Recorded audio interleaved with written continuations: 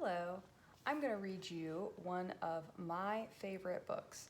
This is called Rosie, Revere, Engineer.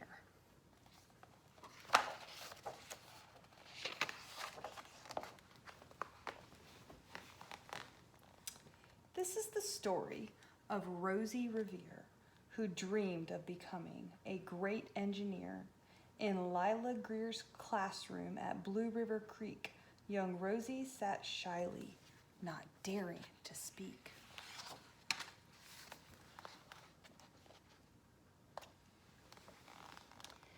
But when no one saw her, she peeked in the trash for treasures to add to her engineer's stash. And late at night, Rosie rolled up her sleeves and built in her hideaway under the eaves.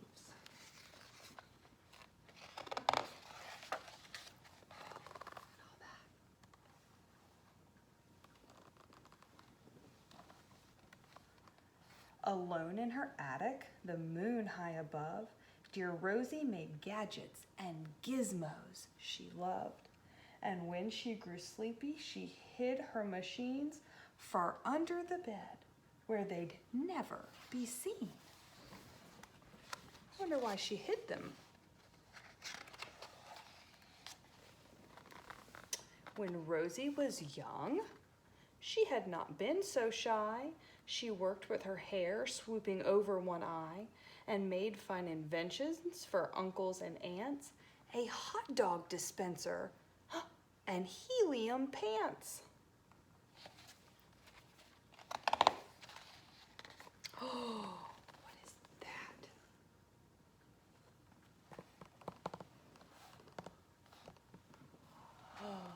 The uncle she loved most was Zookeeper Fred. She made him a hat to keep snakes off his head. From parts of a fan and some cheddar cheese spray, which everyone knows keeps the pythons away. Oh, look, there's Zookeeper Fred. He's got a python on his head. Oh my. And when it was finished, young Rosie was proud, but Fred slapped his knee and he chuckled out loud. He laughed till he wheezed and his eyes filled with tears, all to the horror of Rosie Revere, who stood there embarrassed, perplexed, and dismayed. She looked at the cheese hat and then looked away. I love it, Fred hooted. Oh, truly I do. But Rosie Revere knew that could not be true. She stuck the cheese hat on the back of her shelf, and after that day kept her dreams to herself. Sad? Who is this? Let's see.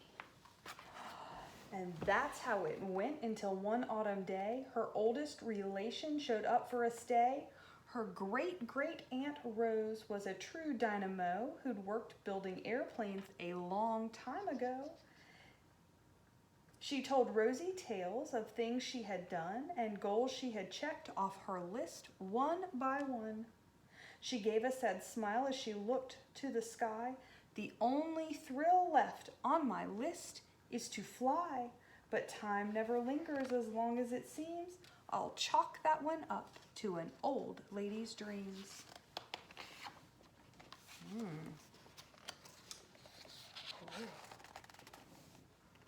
That night, as Rosie lay wide-eyed in bed, a daring idea crept into her head. Could she build a gizmo to help her aunt fly? She looked at her cheese hat and thought, no, not I. But questions are tricky and some hold on tight, and this one kept Rosie awake through the night.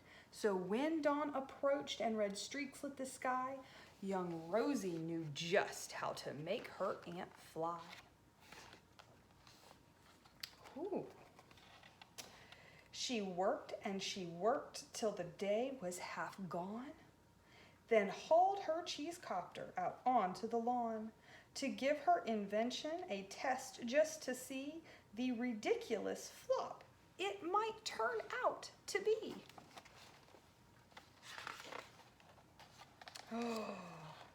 Strapped into the cockpit, she flipped on the switch. The Helio Cheesecopter sputtered and twitched. It floated a moment and whirled round and round, then froze for a heartbeat and crashed to the ground.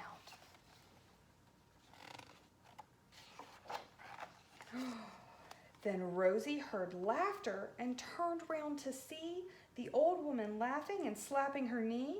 She laughed till she wheezed and her eyes filled with tears, all to the horror of Rosie Revere, who thought, "Oh, no, never, not ever again will I try to build something, to sputter or spin, or build with a lever, a switch, or a gear, and never will I be a great engineer." She's getting a hug. She turned round to leave, but then Great-Great-Aunt Rose grabbed hold of young Rosie and pulled her in close and hugged her and kissed her and started to cry. "You did it! Hooray! It's a brilliant first try. This great flop is over. It's time for the next." Young Rosie was baffled, embarrassed, perplexed.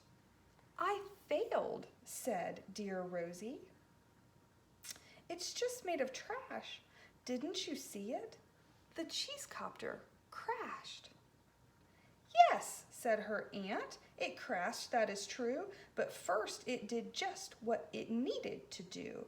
Before it crashed, Rosie, before that, it flew."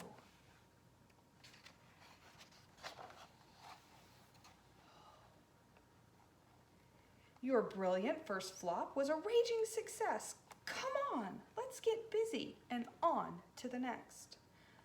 She handed a notebook to Rosie Revere, who smiled at her aunt as it all became clear. Life might have its failures, but this was not it. The only true failure can come if you quit.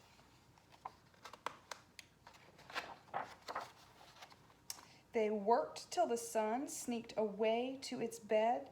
Aunt Rose tied her headscarf around Rosie's head and sent her to sleep with a smile ear to ear, to dream the bold dreams of a great engineer. At Blue River Creek, all the kids in grade 2 build gizmos and gadgets and doohickeys too. With each perfect failure, they all stand and cheer, but none quite as proudly as Rosie Revere.